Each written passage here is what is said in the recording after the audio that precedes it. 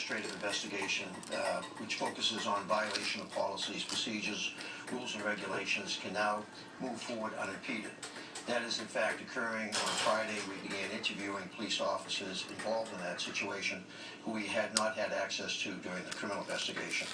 Our investigation may take upwards of 3 to 4 months based on past experience, number of officers, number of witnesses. It will probably conclude well ahead of the federal civil rights investigation, which has just been initiated. How did you feel, Commissioner, you personally, when you saw this video and you heard him 11 times say, "I can't breathe"? That must have been a hard thing for you as the commissioner to watch. Well, I don't think that anybody that watches that video is not disturbed by what they saw. That policing involving use of force is, it always looks awful. We have an expression, lawful but awful. The criminal courts have decided, the district attorney's grand jury has decided there were no criminal actions involved. We're now going to have to see if the actions the officers engaged in were in violation of our policies and procedures.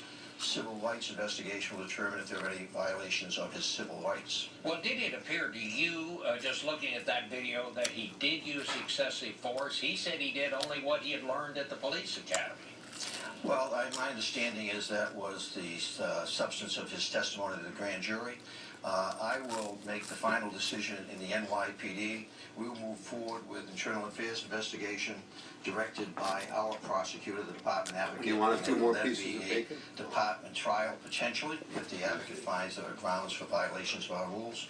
That process is an open process, an open trial.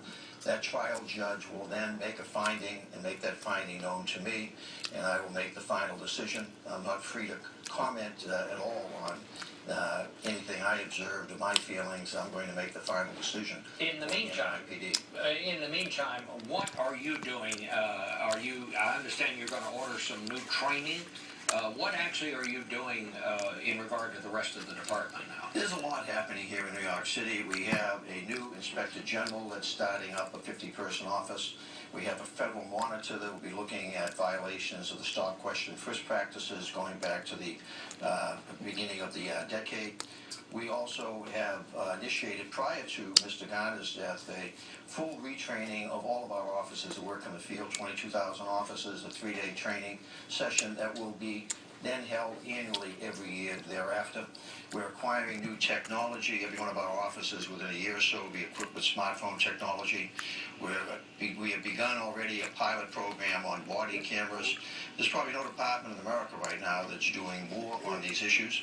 A lot of this is informed by my experience during 2002 to 2009 in Los Angeles, where I headed up that organization responding to the federal consent decree after the riots of the 1990s. LA is a city you want to look to in terms of how all of this can eventually turn out. As I was leaving there in 2009, the LA Times opined that in the area of race relations, which this is all about between police and the minority community, they opined that finally a corner had been turned on race relations in that city that was probably America's most troubled city relative to this issue. The head of the police union, of course, famously said that the mayor, your mayor, threw the police under the bus when he came out and made statements about this. Is this a serious rift between the mayor and the police department? What are you doing about that? Well, at the moment, we are in contract negotiations. The union president is entitled to voice his opinion. He is a member of the police department. He has 2 sons, one in the academy, one who's been out in the street for several years, so he has a perspective. But this mayor, my mayor, Bill de Blasio, is probably one of the best I've ever worked with. We're spending over $200 million outside our budget on new equipment, those smartphones I talked about, almost $50 million on overtime training to get our officers training accelerated. This is a mayor that has been very, very supportive of equipping the police to deal with many of the issues that the city is facing. He's a progressive. He certainly wants police to police constitutionally, compassionately, respectfully, which is why he's hired me, because we have both of a shared mind on that issue. So I think that comment, while it may reflect the attitude of Pat Lynch, the president of the union, who I'm very close to, I have the greatest respect for, we have a very strong difference of opinion on that comment. All right. Well, Commissioner, we want to thank you so much for